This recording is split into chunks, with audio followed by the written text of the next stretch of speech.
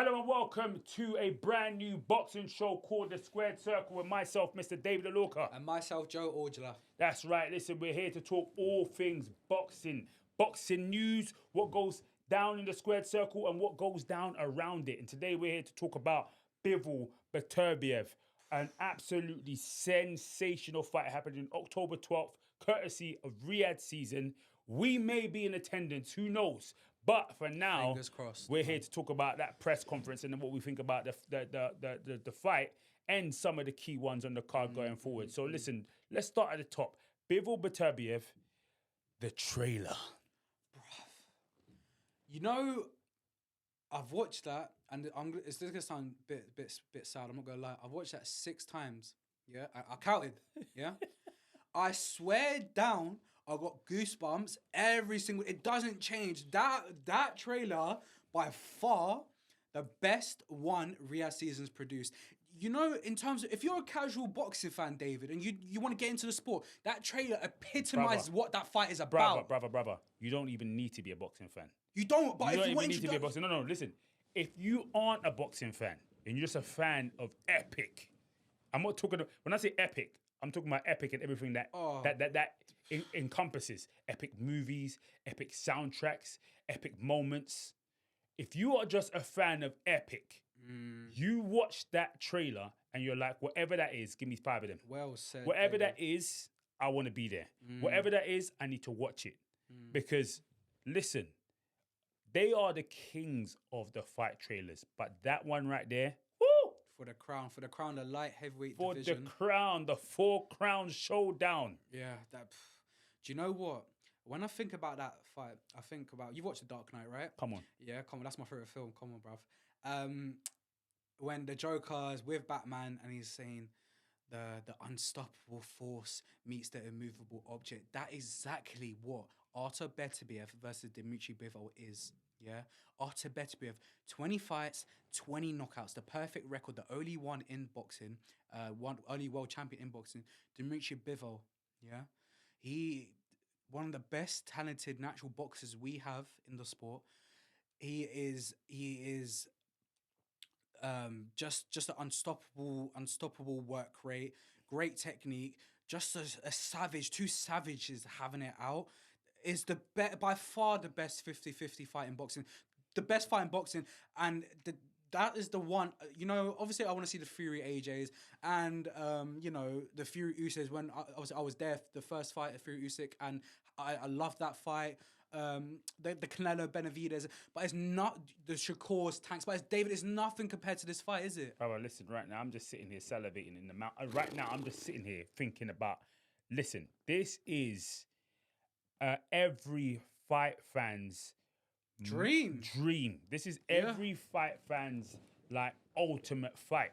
Like the only other fight that came before this and was around this was Crawford Spence. Yeah, that was the only other fight that had the kings, the 2 kings of the division that have dominated this division, that people have idolized and said that these are the 2.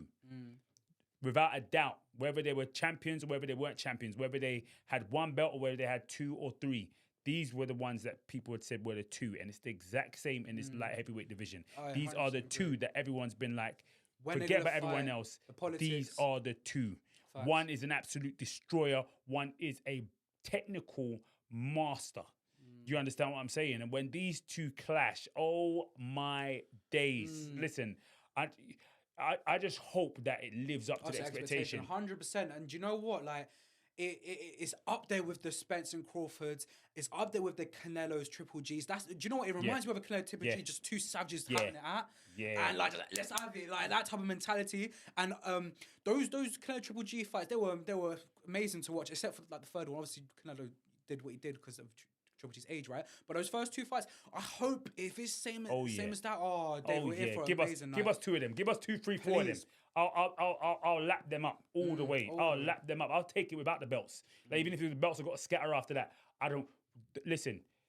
Honestly, we've got what only a few weeks left. We've only got a few weeks It's left not till that. far. Yeah, It's till not that far. till that goes down. What are we at? We're at the end of September now. We've got just over 2 weeks, 2.5, 3 weeks until Big that one all is goes down. coming, and that's what Riyadh season is about. We get fights, not just fights, blockbusters of fights consistently. So shout out to Riyadh season, shout out to HE, Turkey Alice His Excellency, shout out to Eddie, shout out to Frank Warren, shout out to all of them. Shout out Spencer to Brown, man like all of yeah, them, man like bro. Todd as well. You know Todd what I'm saying? Christian, bro, Come all on, of them, bro. hey, listen. That fight is spectacular. Spectacular. But, It's the best fight in there's, boxing, I keep saying but it, bro. there's some sick fights in the car because I can't wait to see Fabio Wardley versus Frazier Clarke. Clarke. Oh, listen, that first fight. Huh, Who'd you have winning that fight? I don't know. I don't know. A lot of people had it. It was a 50-50. I had it personally, Frazier Clarke, but it was a close fight, and I'm happy with seeing that fight again.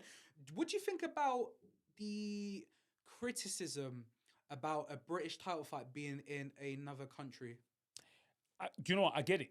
Like, the thing is, it's like I love Saudi. I love Riyadh season. I've been to Saudi a few times, and so I'd be obliged to be like, oh yeah, end of the day, it is what it is. You know what I mean? But I understand. Like, let's not like ignore other people's view. I understand. Like it on the surface, it doesn't actually make sense. Do you understand what I'm saying? But it is. If this is the way in which it can happen, then let it happen this way.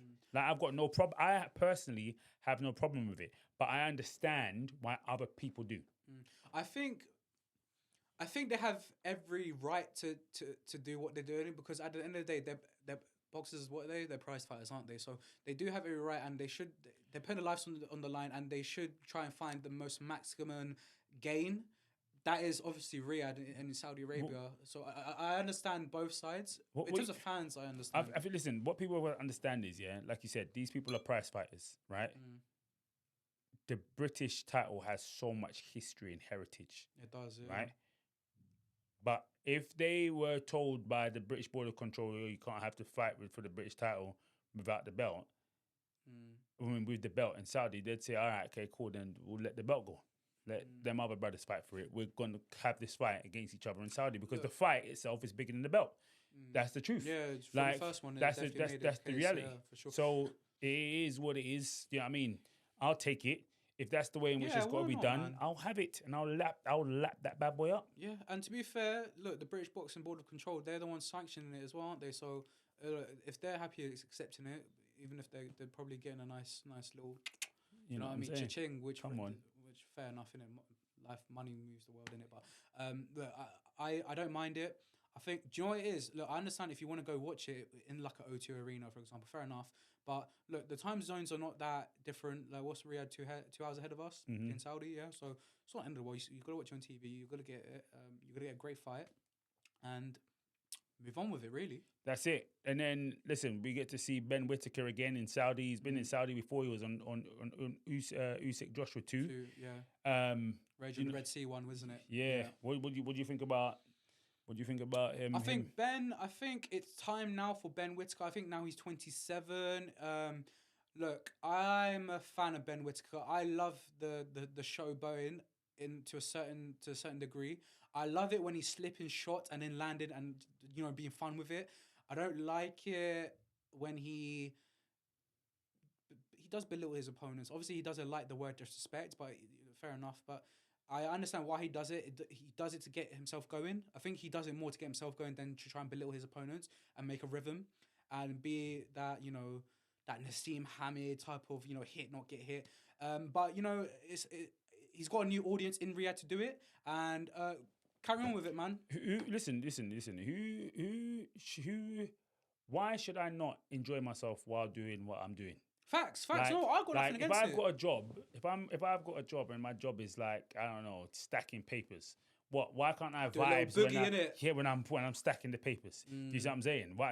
Why is it so offensive to other people? Because the reason why it's so offensive to people, because people wouldn't like it done to them. That's the truth. Do you understand what I'm saying? And I would love to see him do this all the way through through the levels. Do you see what I'm saying?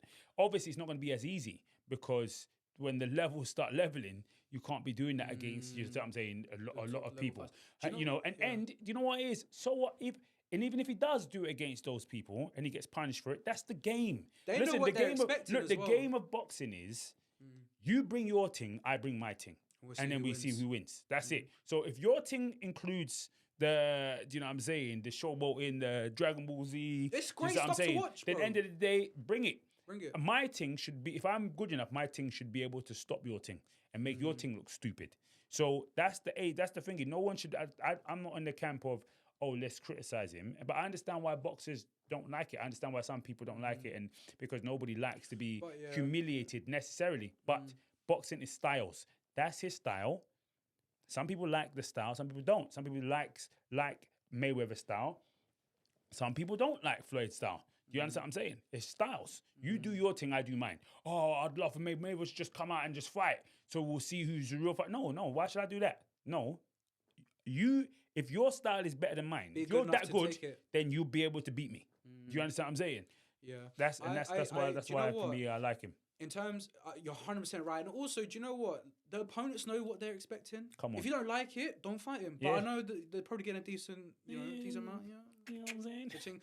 But, and in terms of, going up the levels and doing it, Ben has said in the amateurs, when he's fought top quality amateurs, he was doing that style back there and then. So I do expect Ben Whittaker, when it's time, when it's against the big boys, I don't think he's ever going to fight Beterbiev or Bivol. I think because they're mid-30s, they'll be gone. But whoever's next up there, I expect Ben to, show a bit of that and show the personality he's been showing throughout his whole career. And you know what? Whether we like it or whether we don't like it, he's getting the publicity. He's getting those. That's it. We're talking about it. We're talking about it. You know what I'm saying? He's tagged up in his video, so that's the TikTok thing. views, the YouTube views, the Instagram views. You see the way he's blown. You see the way his IG is blown up. Yeah. Listen, come on, he could be an influencer now. So shout out Ben Whittaker. Come on, do it, Riyadh. New audience, bruv. Do your thing, man. Do your thing. Aye, then who else we going to talk about in this card? Eubank Jr. Oh, we got a lot to talk about Eubank, Jr. We got to contain it, bro, because this is a little. Oh, we got quickly, but bruv. Yeah, bruv. Eubank Jr. out there in the press conference talking wicked talk. Talking the wicked, I could see Frank raging behind him, thinking, you know what, Frank couldn't hear him though. Frank was like, you know what, you watch. We're gonna see how long this is gonna last for. It lasted about 4 hours before a press statement came out. Oh, sorry. Yeah, the in-betweener, sorry. I didn't mean to. What did you think about that? Bruv, as soon as he was saying it, obviously you was there at the press conference, I was watching it at home. And when I was seeing Eubank, as soon as he said the names and scumbags, I was saying, bruv, that's a defamation straight away. That's a defamation lawsuit straight away, bro. While he was speaking, I already knew what Frank was going to do. I think Eddie was actually being more clever. Eddie was letting him talk on. And as soon as he said something, when he was talking about the Conor Ben and stuff and knew about the drugs and all of that, and calling him a scumbag, I think Eddie wanted him to say something bad so Eddie can put something on him. And after the little IFLs and boxing socials, all of those YouTube channels releasing their interviews with Eddie kept quiet and he was smirking. Like Eddie knew what was going on. Listen. Eddie knows what an operator Frank is. Like I said, Frank is an OG. Frank is not new to this. He's true to this. I'll say this one more time. Frank ain't new to this. He's true to this. Frank is going to do what Frank does. You understand what I'm saying? So when Frank needs to put the lean on, Frank will put the lean on. You see what I'm saying? I ain't talking about the shoulder lean. I'm talking about the gun lean. Do you get it? Yeah, he's ready to shoot man down, bro. You know what I'm saying? But do you know what? He's won a lawsuit against Eubank before, and he's just licking his lips, bro. But Frank hasn't lost a lawsuit, bro. Frank don't lose lawsuits, bro. When Frank goes, that's why when we had this conversation a little while ago talking about AY, I'm like, I don't know what the situation is going to be like over there. Maybe this is Frank's first L. I don't know. But Frank ain't taking the L yet. So and Frank is out here. He goes down with a fight. Yeah, of course. So it's one of them ones where it's like, yeah, I knew from early that, hey, listen, Frank is not going to have this. I know Eddie might just laugh it off because Eddie's on banter. Do you see what I'm saying? So Eddie might just roll with the punches like, yeah, you know what everyone calls me thinking, Leonard Enderby does this person does that, who cares? It's another person that doesn't like me and so on and so forth and that. But Frank is looking at man like, I saw Frank looking at the back of man's head. Bro. He was looking at the back of man's head like, you know what? Cool. He looked like he was gonna like pull something out and deck you on his Cool. head, bruv. Like bowl him. You know that classic Cockney EastEnder type of move, innit? But do you know what? Frank couldn't really. Don't be saying that before Frank gives you a defamation on him. Oh, sorry, Frank. I love you. I got a photo of you, Frank. I got a photo of you, Uncle Frank. I love you, bro. I'm a fan of yours. It's banner. It's banner. I'm a nobody in this. It's banner. It's banner, please. But yeah, Frank couldn't really hear him at first, so I think he was looking up at Eddie Odubla. What's he saying? What's he saying about me? Saying something about me? He's like, "You're a scumbag. Fight Hamza Shiraz," which he should. Fight Hamza Shiraz eventually, but that's another topic. If you want to know about what I think about Hamza and Eubank, watch a previous episode. Listen, he ain't fighting Hamza unless the money's in. And if the He money wants ain't in... 15 smackaroonies. Yeah. 15 meals of he golden knows, but the thing nuggets. is, he knows he can get the money that he wants to get. He Yeah. probably doesn't want 15, but he's gonna say 15. Yeah. You see what I'm saying? He What probably you do it for 10. negotiate, know what you're worth, innit? There you go. So if you, I mean, that's what I'm saying. So that was sorry, to cut you off. That was one thing Frank was really angry about. There was another thing Frank was angry about during that press conference. Go on. The response to the Saudi national anthem and the response to Riyadh season in Wembley. Do you think Frank's got a point about playing the national anthem there? Frank's got a point. Do you think, as he's saying, look, like it's in the name. He was saying that, look, it's in the name. What's it called? Riyadh season. That's why the Saudi national anthem was playing. And people like Simon Jordan saying we need to do this for the British boxing and need to get a core British values. But bruv, it's just a national anthem. And do you know what? That card was amazing, David. You know, we were both there on the night and we loved it. That was probably the best Wembley card we've seen. Play the national anthem 15, 20, 100 times. As long as we get those cards, I'm cool with it. It looked nice. It's cool. It's Riyadh season. They're promoting Riyadh season. Like, it's in the name. I hear what you're saying.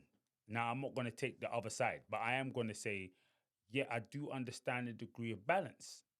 I do understand a degree of balance in terms of, you know, obviously Simon's out here trying to, you know, he's trying to be the town crier in essence. He's saying weird, that, man. listen, at the end of the day, let's not just accept sport washing. That's his viewpoint from that perspective. But the thing is, you have to understand. I understand. David, where he's is coming his intentions pure though? I'm not saying his intentions are pure, but at the end of the day, you have to understand that when it comes to media, there always has to be another side.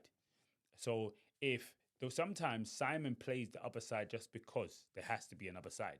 Whether his intentions are pure or there isn't, he has to speak for.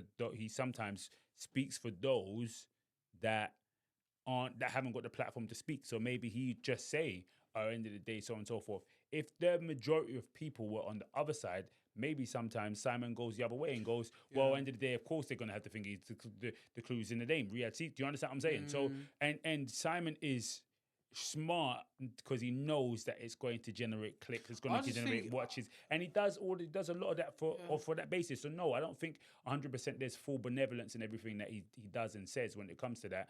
But I do understand why he does it, because at the end of the day, there is an argument on the other side, which if nobody brings it, it has to be brought to the fore. But for me, do I have a problem with it? No. They're paid for it. They do what they want with it. I'd say thank you, man. They pay for it. They do what they want with it. They pay for it. They put the money on. Then end of the day, they want to put a national anthem on. Put the national anthem. Who's paying for it? The Kingdom of Saudi Arabia. Facts. So end of the day, that's what they decide. That's the way they decide it's going to go. That's the way it's going to go. Maybe some of these other British promoters, when they're going abroad and hosting the cards abroad, maybe they should play God Save the King over there as well then.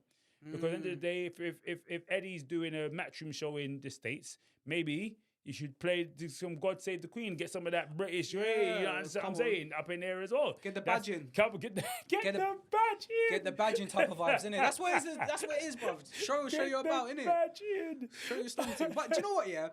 I hear it, and I agree with everything you're saying. But in terms of his intention, Simon's, look, there was a little talk here. He was basically going to meet HE, yeah? And then he couldn't make it, and then basically I think they said they couldn't make the day that Simon wanted to do. So I feel he's like, okay, you wanna do this to me? You wanna do this to me? Yeah, you want to do this to me? All right, cool. I'll show you what I can do in retaliation. And I think he's trying to attention seek on purpose. And there's little talks about him and But Boxer as that's well. speculation, man. That's It is speculation. It's hearsay, but that's my opinion. That's what I think. You don't like Simon. No, no, I don't mind Simon. I like him. I like him when he speaks straight, and I do like his boxing takes at times. But at times with Simon, yeah, I think, for example, the Anthony Joshua one where he's like, oh, when AJ lost, yeah, I told you boys, I told you about PTSD. But no, let me know. With the PTSD comment, AJ got rocked straight away. That's got nothing to do with PTSD, bro. That's got nothing to do with if the Ruiz fight and what happened in that Ruiz fight happened or not, and Dubois performed this the way he performed that night. It's got it would have had the same outcome and the same results. And it's annoying when he does that. Simon's going to tell you that's his opinion. No, but that's what he's going to say. That's what he's going to say. David, this is going to get me vexed. I'm just telling you that's what he's going to say. He's going to say, but that's David, my opinion. That's my opinion. It's so obvious though. Like, he's that's just going to say that's my opinion. I know, to you. But to him, he's going to say that's my opinion. And he's like, I told you so. It's like, what do you need to tell us, bro? You told us nothing. I'm getting worked up, bro. Like...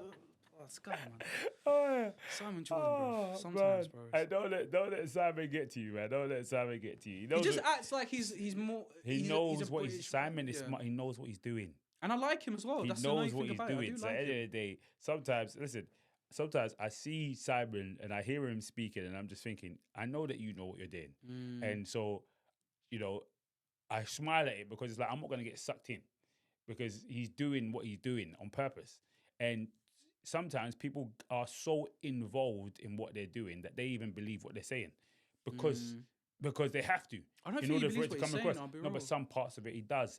He doesn't, like, not that he originally believes in it, but he has to believe in it in order to say it from the vim in which he says it with. So it becomes him. He's made a statement like everyone's talking about it. So it is what it is. Let's park Shout Simon. Out to Simon Jordan. Yeah, let's park Simon and Jim White for a minute. Any other notable fights on the card? Obviously not the Chris Eubank fight, because obviously we know which way that one's going. Jai Opetaia versus Jack Massey. Yep. Good fight. I mean, fair play, Jack Massey. Probably not the best matchup in terms of a competitive outlet, but Jack Massey coming from boxer. Fair play to him. Jai Opetaia probably the best cruiserweight in the world. Yeah, this is just for me and for a lot of people. This is just another brilliant opportunity to see Jai Opetaia do his thing. You know what I'm saying? I'm not saying that it's not a fair fight, as well, though. But I'm saying at the end of the day, exactly, because you know what I mean. So it's a heavy hitting division, cruiserweights.